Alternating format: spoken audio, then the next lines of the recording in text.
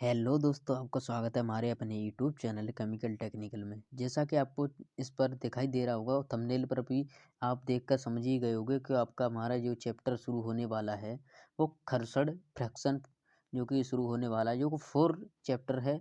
और हमने 3 चैप्टर्स आपके जितने भी लेक्चर्स बनाए हैं उनके साथ हमने कवर कर लिए हैं। तो इसमें हम बात करेंगे घर्षण बल या घर्षण फोर्स, जो भी जितने भी घर्षण फोर्स होते हैं तो उनके बारे में हम डिस्कशन आपके साथ करेंगे। आज के इस लेक्चर्स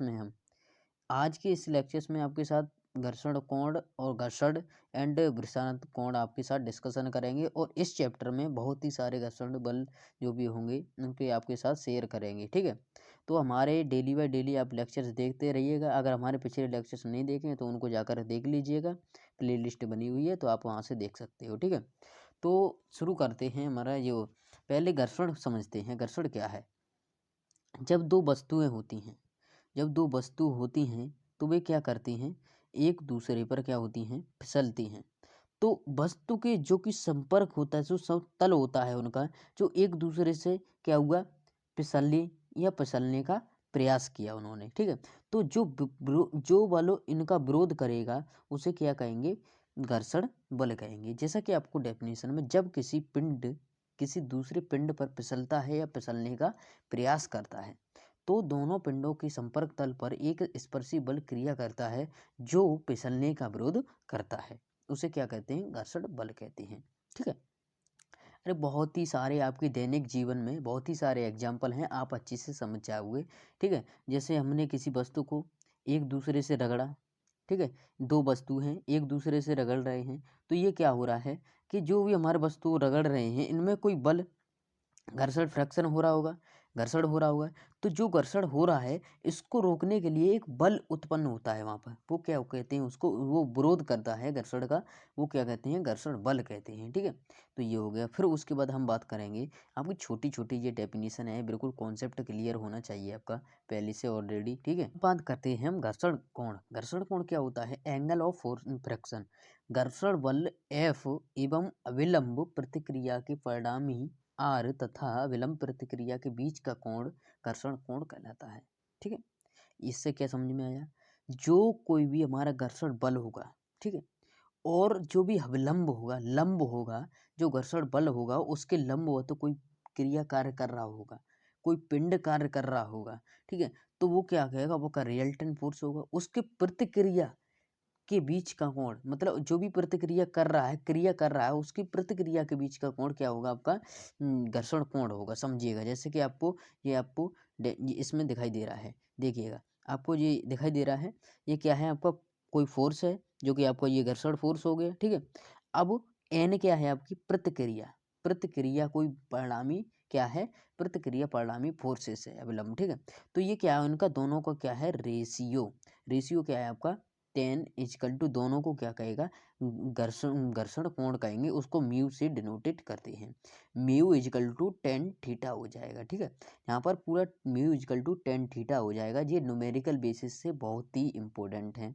ठीक है, न्यूमेरिकल आपके इस यहाँ से बहुत ही ज़्यादा बनने के चांसेस रहते हैं। 1-2 नंबर में आपको कोण दिया रहेगा, कोण के बाद आपसे कहेगा कि भाई घर्षण कोण ज्ञात कीजिए। आपको 10 जैसे कुछ भी दे दिया, आपको 10 वो थीटा का मान 45 दे दिया, तो आपका यहाँ से न्यूमेरिकल बन जाता है 1-2 नंबर में। ठीक है, तो ये आप यहाँ से समझ लीजिएगा। जो आपका ये, जैसा कि मैंने आपको जो आपकी डेफिनेशन में बताया उसी हिसाब से आप अच्छे से समझ लीजिएगा। कोई पिंड है, क्या हो रहा है, घर्षण बल, उसमें घर्षण फ्रैक्शन हो रहा है, तो उसके लंबवत एक कोई बल कार्य कर रहा है, प्रतिक्रिया कर रहा है उनका, जो भी प्रतिक्रिया का मतलब उसको जो बल कर रहा है उसके प्रति प्रति उल्टा बल लग रहा है।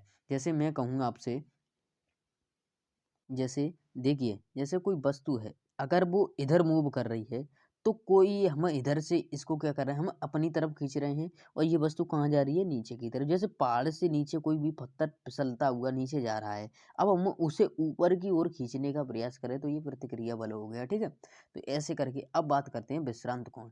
विश्रांत कोण एक ऐसा ही होता है, घर्षण कोण ही जैसा होता है, उसे घर्षण कोण भी कह सकते हैं विश्रांत कोण को, बट थोड़ी सी इसमें क्या होता है, डेफिनेशन चेंजेस होती है। तो इसमें क्या है आपका, किसी नत, नत समझते हो, नथ, नत मतलब समतल, समतल नत मतलब समतल, जिस समतल से जो भी कोण बना, नत कोण उसे जो भी नत कोण बनता, जो भी समतल से कोण कोई बनता है, जो आपका उसका 45 कोण एंगल होगा या कोई भी हो, ठीक है, तो उसको नत कोण। समतल द्वारा क्षैतिज से बनाया गया अधिकतम कोण जिस पर रखा हुआ कोई पिंड बिना किसी बाह्य बल के संतुलन में रहे या संतुलन में कार्य करे, तो उसे क्या कहेंगे, विश्रांत कोण कहेंगे। जैसे समझिए, अब इसमें क्या कह रहा है आपसे, इसमें क्या कह रहा है, देखिएगा इसमें क्या कह रहा है, ये देखो, ये आप कंडीशन इसको समझो, यहाँ से समझ में आएगा। कोई हमारा समतल है, यहाँ से कोई कोण बन रहा है, ठीक है, नत कोण बोले कहेंगे उसको। यहाँ पर कोई हमारा ये क्या है, हमारा कोई पिंड है, इस पर कोई भी एक्सटर्नल फोर्स नहीं लग रहा है। एक्सटर्नल फोर्स का मतलब बाह्य बल नहीं लग रहा है इस पर, और ये क्या कह रहा है, आपका इक्विलिब्रियम में रखा हुआ है, या इक्विलिब्रियम काम वर्क भी कर रहा है अपने आप, ठीक है, तो इसको क्या कहेंगे, विश्रांत कोण कहेंगे। अब साइन थीटा आपका ये हो जाएगा, साइन अल्फा हो जाएगा, ये क्या है आपका, ये ऐसा है तो ये क्या हो, कॉस अल्फा, ठीक है।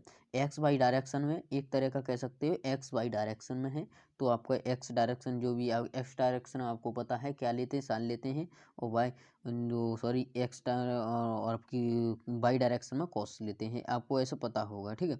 तो उसी हिसाब से आपका क्या कर दिया गया है, फोर्स लगा है, फोर्स को क्या कर लिया है, समीकरण दे दिया दोनों को, फिर दोनों को क्या कर दिया, आपका भाग दे दिया, जो कि मैंने अभी बताया घर्षण कोण। घर्षण कोण का भी आपको फॉर्मूला मिला था, वो क्या मिला था, F upon an equal to आपका था म्यू, ठीक है, यही था ना म्यू, और इजकल टू था टेन थीटा। तो वही सिंपल सा आपका क्या है इसमें, वही सिंपल सा इसमें भी है, ठीक है, वही सिंपल सा इसमें है। तो क्या कर दिया यहाँ पर, क्या भाग लगा दिया है, फर्स्ट का भाग सेकंड का भाग फर्स्ट में दे दिया, तो वहाँ से आपका क्या प्राप्त हुआ, यही आपकी कंडीशन यही प्राप्त हुई थी अभी, कहाँ पे आई थी, आपकी घर्षण कोण में। जैसा कि आपको मैं दिखा सकता हूँ, जैसे घर्षण कोण में यही कंडीशन थी अभी, यही कंडीशन थी कि नहीं थी, तो यही कंडीशन आपकी विश्रांत कोण पे भी हो सकती है। दोनों एक ही सेम ही हैं, तो आप अच्छे से समझ लें दोनों को। तो मिलते हैं नेक्स्ट लेक्चर में, नेक्स्ट लेक्चर में आपके साथ हम स्टैटिक फ्रैक्शन फोर्स सम पढ़ेंगे, और डायनेमिक फ्रैक्शन फोर्स एंड उसके कुछ शर्तें मतलब गुण पढ़ेंगे, जो कि प्रॉपर्टीज़ होंगी, उसके बारे में नेक्स्ट लेक्चर्स में आपके साथ डिस्कशन करेंगे। तो ये लेक्चर आपको कैसा लगा, कमेंट बॉक्स में ज़रूर बताएं, और हमारे चैनल को इसको ज़्यादा से ज़्यादा सपोर्ट करें। अगर चैनल पर नए हो तो चैनल को ज़रूर सब्सक्राइब करें, और अपने दोस्तों में भी शेयर करें। Okay, thanks for my watching video.